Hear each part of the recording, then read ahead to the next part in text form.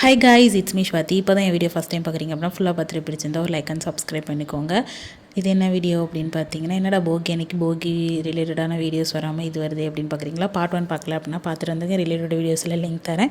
இது என்ன பண்ண போகிறோம் அப்படின்னு பார்த்தீங்கன்னா, குழிப்பணியாரம் தான் பண்ண போகிறோம். அதுக்கு ஃபஸ்ட்டு கடாயில் வந்து அதுவும் வீட்டில் அரைச்ச இட்லி மாவு வச்சு தான் குழிப்பணியாரம் பண்ண போகிறோம். ஃபஸ்ட்டு கடாயில் எண்ணெய் ஊற்றிட்டே போதும் போல் தாளிப்பெல்லாம் போட்டுட்டு பச்சை மிளகா சின்ன சின்னதாக கட் பண்ணி போட்டுருங்க.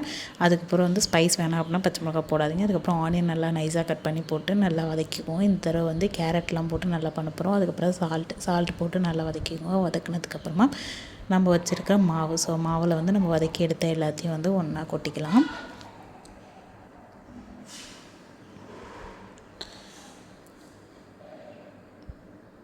எல்லாத்தையும் ஒன்றா கொட்டினதுக்கப்புறம் நம்ம வச்சுருக்க புதினா, கொத்தமல்லி, அப்புறம் வந்து கேரட் துருவினது, இது எல்லாத்தையுமே வந்துட்டு ஒன்றா போட்டு நல்லா மிக்ஸ் பண்ணி எடுத்துக்கலாம். ஸோ கொஞ்சம் தண்ணி ஊற்றி இந்த கன்சிஸ்டன்சிக்கு எடுத்து வச்சுட்டு அதுக்கப்புறம் குழிப்பணியார சட்டியில் ஆயில் வந்து நல்லா வந்து ஸ்ப்ரே பண்ணிக்கோங்க.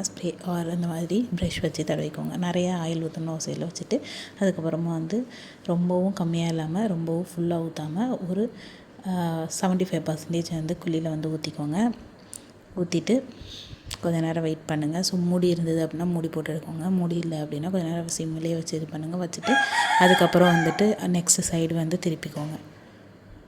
ஸோ இது வெந்துகிட்டே இருக்கும்போது நம்ம என்ன பண்ண போகிறோம் அப்படின்னா, இதுக்கு வந்து சைட் டிஷ்க்கு வந்து தேங்காய் சட்னி தான் அரைக்க போகிறோம். தேங்காய் சட்னி தேவையான தேங்காய், பொட்டுக்கடலை, பட்டை மிளகா, உப்பு இது எல்லாமே போட போகிறோம். இன்றைக்கி வந்து 2 டைப் ஆஃப் சட்னி செய்கிறோம். ஒன்று வந்து தேங்காய் சட்னி, இன்னொன்று வந்து green chutney, white chutney and green chutney பண்ண போகிறோம்.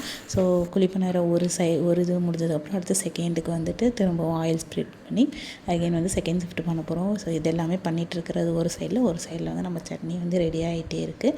ஸோ சூப்பராகவே செம்ம டேஸ்ட்டாக இருந்துச்சு. ஸோ ஒயிட் சட்னியை விட க்ரீன் சட்னி செம்ம டேஸ்ட்டாக இருந்துச்சு. ஸோ ட்ரை பண்ணி பார்த்துட்டு கமெண்ட் பண்ணுங்கள் கைஸ். பாய்.